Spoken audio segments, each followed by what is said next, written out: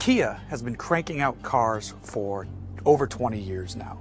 And during that time, the brand has grown from an extremely affordable, really a cheap car for the mass market. They've expanded their lineup to include a fleet of good cars offered at a great value, but now they're looking to push further, and they want to push your perceptions of what a luxury car actually is. This is that vehicle. This is the 2015 Kia K900, and it's ready to take aim at some serious competition. If Kia is going to build a luxury car, they're going to need a car that looks luxurious, and thankfully the Kia K900 does just that. Up front, it has a stylized version of the signature grille. Here we come to these very cool looking headlights with a bunch of individual LED headlamp elements, and these turn into the corners at night when you're driving to illuminate the corner. You've got some cool daytime running lights as well that are also up here. Around to the side, you've got 19-inch wheels front and rear, and they're a staggered setup. The shoulder is great. It's got a really strong shoulder line. Out back, it actually looks like a blend of a BMW, and you'll see a few other elements in there, but it works on this car and presents that luxurious look. It's hard to sell a luxury car to luxury car buyers if you don't have a potent power plant under the hood, and we've got a good one here under the hood of the K900. This, if you're a fan of Hyundai, will be a familiar engine. This is the Tao 5-liter V8 GDI motor. GDI means it has gasoline direct injection.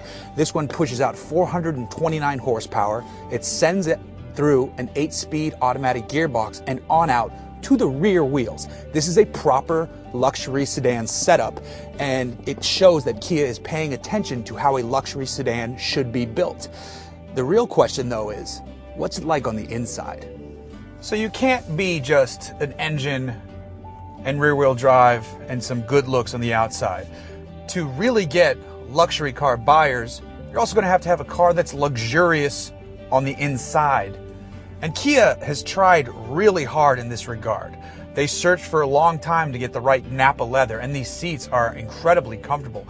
The rear seats, because this car is fitted with the VIP package, have winged headrests, they recline, they're heated and cooled.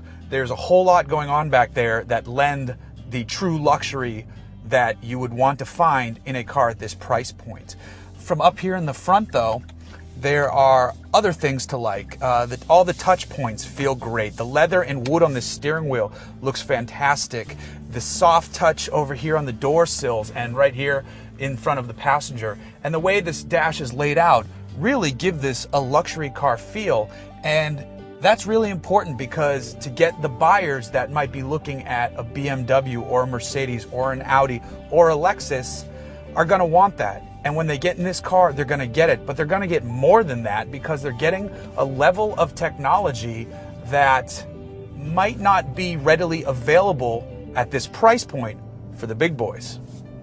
Kia says that the buyer of the K900 is looking for style, technology, luxury, and value, and they get it. Kia is nailing all those points, but I'm also concerned with, besides those, because they've already got tech done with the UVO E services, the great looking navigation screen, the really cool TFT screen with the digital gauges that you can change to a sport driving mode. It's pretty cool tech, but it doesn't matter if the car doesn't drive well. Yes, it's got 429 horsepower, but how does it put that to good use? That's a pretty good way to put it to good use. You've got the 8-speed gearbox, which is surprisingly smooth, though I guess if you have that many gears, you expect a transmission like that to be smooth. And this is no exception. It works pretty well. You can change the drive mode to a sportier drive mode where it will hold the gears longer.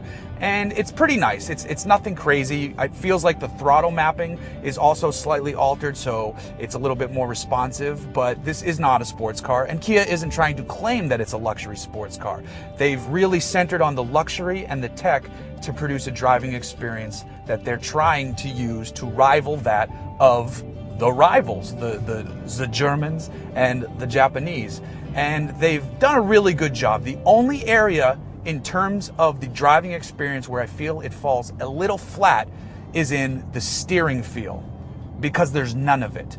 It is better than Kia products of past where it was this artificial rubberiness, even if you pressed a button and dialed in a little more sport. That's gone, but so is any feel.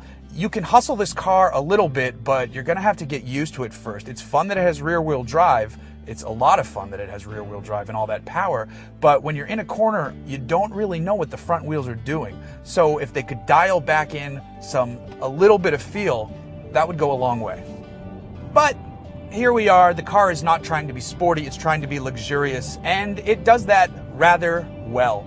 The road noise is non-existent. Somehow Kia was able to even eliminate the wind noise you get off the mirrors. This car is quiet, and that is fantastic. It's a place you can retreat to and enjoy some solitude on your drive home.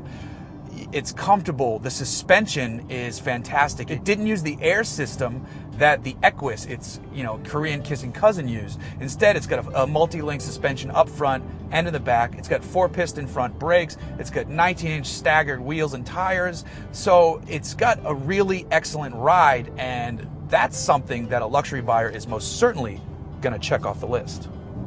So has Kia done enough to attract the likes of the luxury car buyer?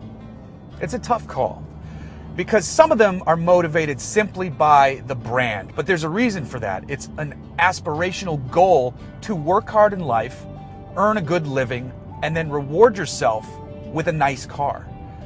You can do that, and it's something lovely. It's got to be a great feeling, I imagine, because I haven't done it, but you go to the dealership, you sign the papers, and you put that BMW 3-star in your garage. You put the 4 rings of an Audi in your garage.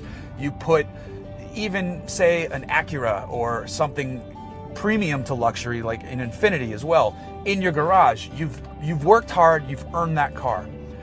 Our buyer's going to now go, man, I've been busting my butt for years.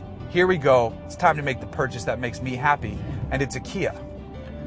I hope so, because what they'll be doing is rewarding themselves smartly. They'll be rewarding themselves with a vehicle that is worth the money. It's worth the $65,000, like this car, which is fitted with the V8 VIP package, which is basically all that rear seat goodiness right there. Because even though it's a Kia, you're working with a brand that has come a long way. Residual value scores are way up. Initial quality scores are way up. Brand perception is way up. And if this car helps push brand perception higher, it will be doing its job. I don't expect them to sell many, many thousands of these. I expect them to sell quite a few hundred of these per month. And that's all you really want with a car like this. Raise brand awareness, make some people happy, and change perception.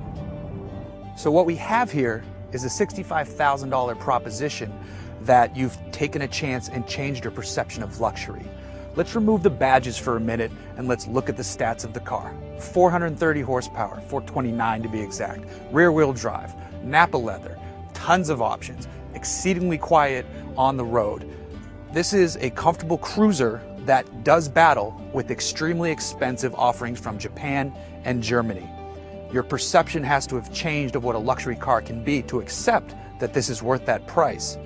But maybe you should open your mind and take a chance if you're in that market, because what you're going to find is luxurious value.